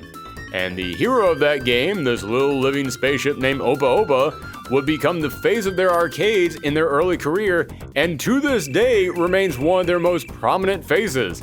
Remember how I mentioned that poll where people said that Sakura Shinguchi was Sega's third most important character? Well, Sonic was obviously voted number one, and Oppa Oppa was voted number two. Even if you don't recognize this character, there are a lot of die-hard Sega fans who have been waiting for this little guy to pop up. And since Oppa Oppa is basically here for their historical significance, I say make them sort of like Duck Hunt Dog or Pac-Man, where several of their moves bring out other characters or items that are references to some of their other games. As I said, Oppa Oppa was the face of Sega's early arcade games, so let's have his specials be him summoning in some help from some of those other early arcade games. Let's have him call upon the Space Harrier, or Zaxxon, or Flicky. Enjoy Googling all those, folks. And there are your 5 new regular first-party Sega characters, which brings us to the Echo Fighters. Now, guess what? This gets a little complicated, because Smash Ultimate loaded up on the Echo Fighters to try and include as many characters as possible, which I'm always in favor of, and there were 3 new Nintendo Echo Fighters included: Daisy, Dark Samus, and Chrom. However, there were also 2 non-Nintendo Echo Fighters, Ken and Richter Belmont.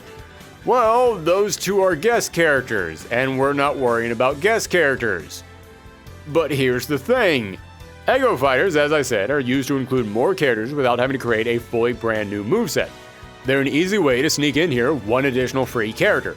So, if Sakurai wanted to include more characters in the game, who's to say if we didn't have a guest character in Sega Smash that would make for a good Echo Fighter, that Sakurai wouldn't just create a brand new Echo Fighter based off of a Sega character? Still following? Because I know I'm not.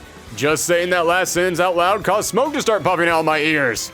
Point is, Sakurai would want to include a bunch of Echo Fighters in here, so if he couldn't make one out of a guest character, he would probably make another one out of a Sega character. So in other words, I am going to count the guest Echo Fighters as Sega Echo Fighters, bringing our total up to 5. First up, obvious choice, Jean would be an Echo Fighter for Bayonetta.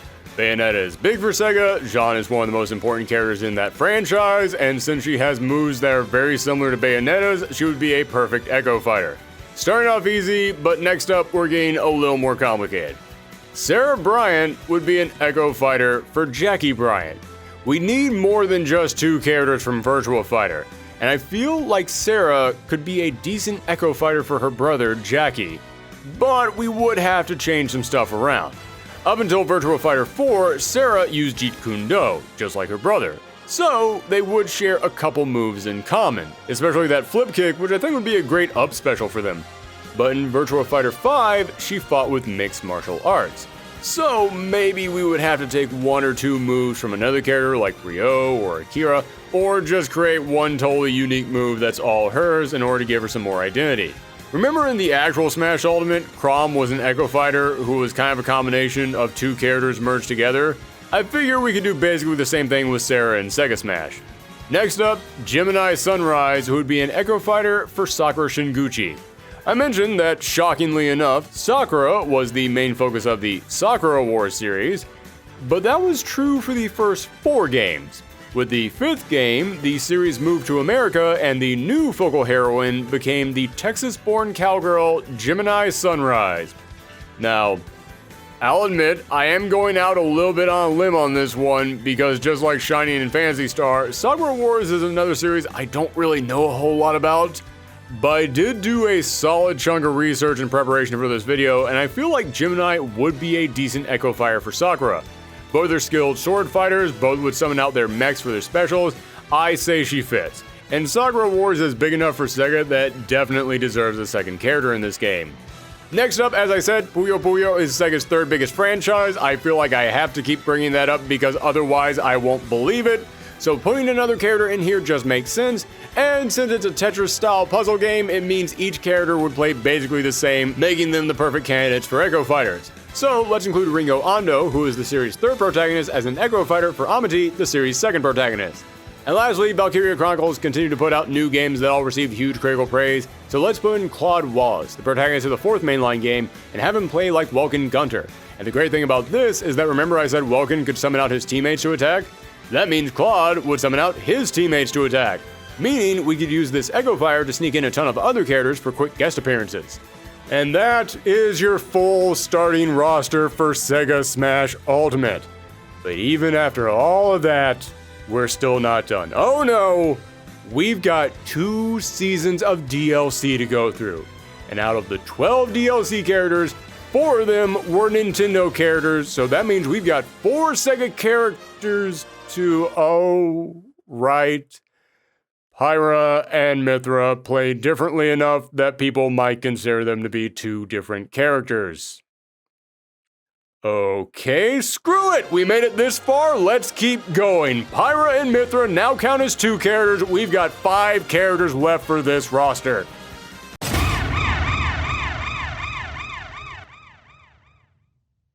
Jack Frost. Remember, the first DLC character was Piranha Plant as a pre-order bonus, and it was one of those characters that had people going, okay? Like, it was a fun character to throw in, totally fine by me. But I feel like if it wasn't free for anyone who pre-ordered the season pass, then they might have been a bit harsher on his inclusion. And I think Jack Frost would be about that same level of hype for Sega fans. And I really wanted to include another representative from Persona 5 because, well, that game did kind of blow up, but there wasn't really any other character that felt worthy of being the only non-protagonist character included. I mean, sure, there is Akechi, but in order to include him, I would have to reveal a major spoiler, and I don't want to do that. So I would have to pick one of your main party members, and while I know who I would want to include, I'm not about to step up here in front of a bunch of Persona fans and say, this is the best character in the game. You can do that in the comments down below, but I don't have a death wish. However, Smash is a mascot fighting game, and Jack Frost is the mascot of Atlas. Yeah, not just Persona, but Shin Megami Tensei and the whole Atlas family. So we have to fit him in here somewhere. Plus, I think he'd be a very fun fighter to include. You'd give him a bunch of different ice attacks, and for his big final smash, he could summon out King Frost to freeze the entire stage. So that would be the pre-order character, which means that the next first-party character would be the one to close out Season 1. And for that spot, we need something big. Something that people would have been asking for forever. So, to that one person in the chat who has been spamming it this entire episode, yeah, I see you, I know someone's been saying it, enjoy.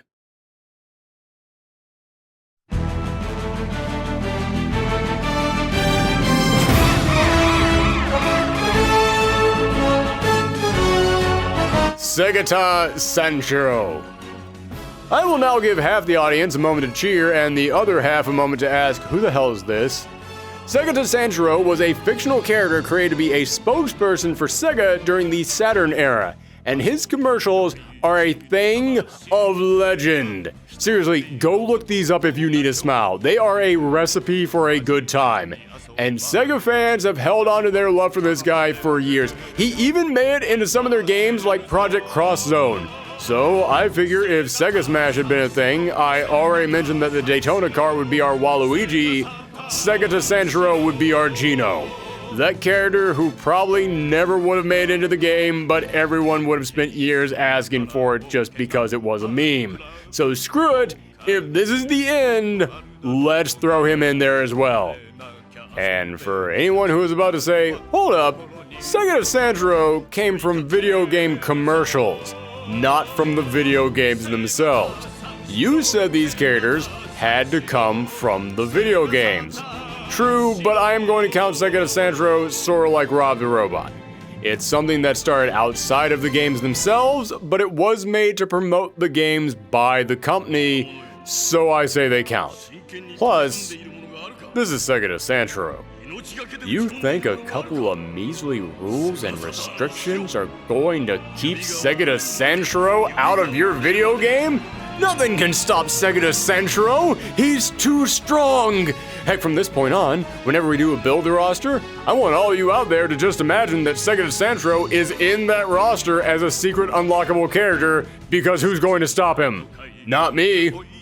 And that leaves us with the 3 characters who would be in the second season of DLC, which went from June 2020 to October 2021. In other words, almost every Sega character and game is now on the table. Except for Shin Megami Tensei 5. Sorry, SMT fans, but hey, you got Jack Frost. That's about the best I can do.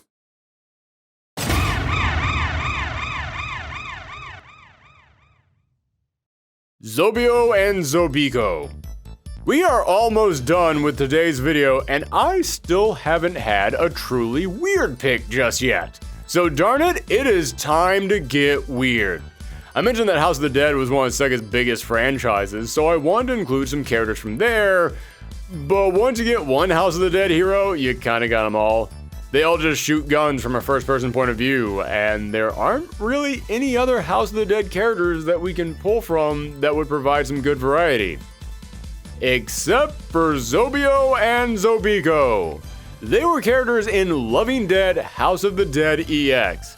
This was a game about 2 zombies in love trying to escape their captivity by going through a series of minigames, and I'll admit, I have never played it because it only came out in Japan and had a very limited run in the UK, but Zobio and Zobiko did come to Sega All-Star Racing as the House of the Dead representatives, so you know what? They sound incredibly charming. Their art style is super cute, and Sega is already willing to call them House of the Dead icons, let's put them in here and have them fight with different moves that are references to their minigame. Maybe Zobio, being the big slugger that he is, does all of your basic attacks and smashes, and Zobiko comes out for all of your specials. I know saving the weird pick of your game for DLC might not make a lot of sense. Normally, a lot of people wouldn't pay extra money to get the weird pick, but come on, just look at these two. Even if you've never heard of Zobio and Zobiko, even if you've never heard of House of the Dead, these two just look too charming to not pay extra money for.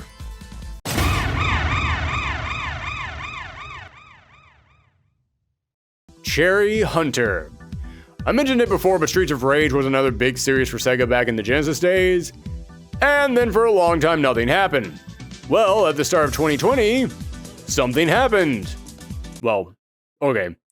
A lot of things happened at the start of 2020, but one good thing happened at the start of 2020. Streets of Rage 4 was finally released, and that game was excellent. Fans loved it, critics loved it, it sold well, it had gorgeous artwork, great boss fights, and a fun brand new cast of characters. So if a major Sega franchise finally made a comeback with brand new characters, we should probably include some of those brand new characters. So it comes down to Cherry Hunter and Floyd Area. And I'm picking Cherry Hunter simply because she swings around a guitar and has musical bass attacks, and I just think that's pretty cool. I think that some of her moves could very easily be mapped to her specials, and she was one of the more agile characters in the game, which would make her a character that could more easily jump back onto the stage after being knocked off. And now, finally, after all this time, we come to the final DLC character for the final Sega Smash.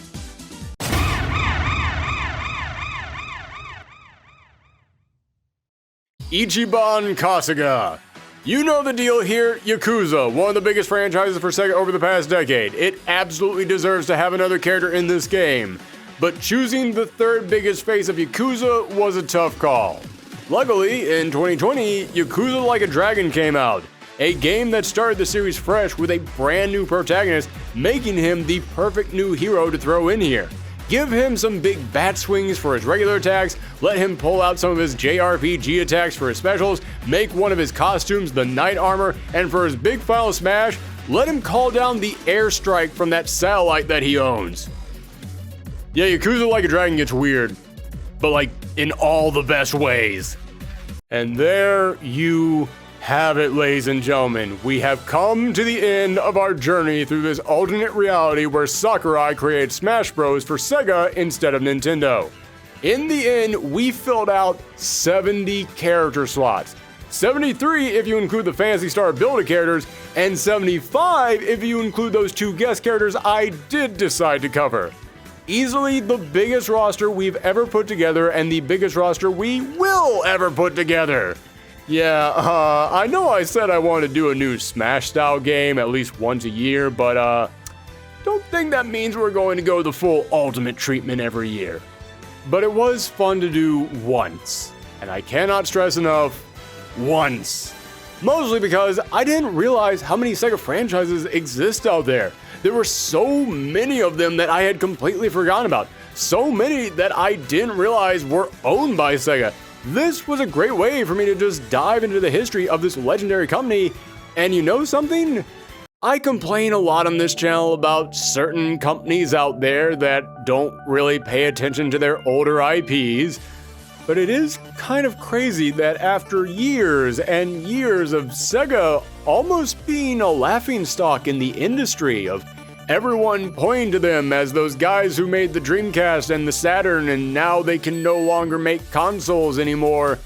Looking back at their entire landscape of video games, it kind of hit me, these guys are doing one of the best jobs out there right now of actually not only paying attention to, but cherishing some of their older franchises. I mean, heck, we got a brand new Streets of Rage not that long ago. There was a brand new Sakura Wars not that long ago. Puyo Puyo still keeps getting games non-stop. I mean, yeah, we all make fun of Sonic for how bad his games have gotten, but holy cow, they made Sonic Mania a thing. They took fans who love Sonic and said, you know what, here, you guys just make a game out of it. It'll be fun. And it was. So yeah, Sega, I really did not appreciate how many properties you guys have and how much work you do on all of them. And heck, I didn't even cover all of your properties in here. There's so many others that we could include as assist characters or stages. Imagine a Comic Zone stage where you knock characters through comic book panel walls and you end up opening up brand new stages that you can then jump into. Or a Catherine stage that is just born to be a scrolling stage. Or imagine the hazards on a stage built around Sega bass fishing. And just think about all the characters who aren't big enough to be fighters, but would make great assist trophies. Timbo the badass elephant comes charging across the stage. The doctors from Trauma Center start stitching up the screen or trying to pick up characters and remove them from the screen. The robots from Virtual On are too big to be fighters, but they would be great for massive stage clearing assist. Have the Bonanza Bros come on stage and start stealing items. Imagine you picking up an assist trophy and it opens up, but then nothing appears. But then slowly you start hearing a sports announcer come on and a football team comes charging in across the stage, and that's all a big reference to Football Manager. Imagine the Choo Choo Rocket characters, Vector Man, some Eternal Champion fighters. Hell, there's still like 20 other Sonic characters that we could have put in this game that you know people would love to see pop up and help you out as an assist trophy. Heck, replace the Pokeballs in the game with Persona cards that you can use to summon out demons. There's so much potential in here.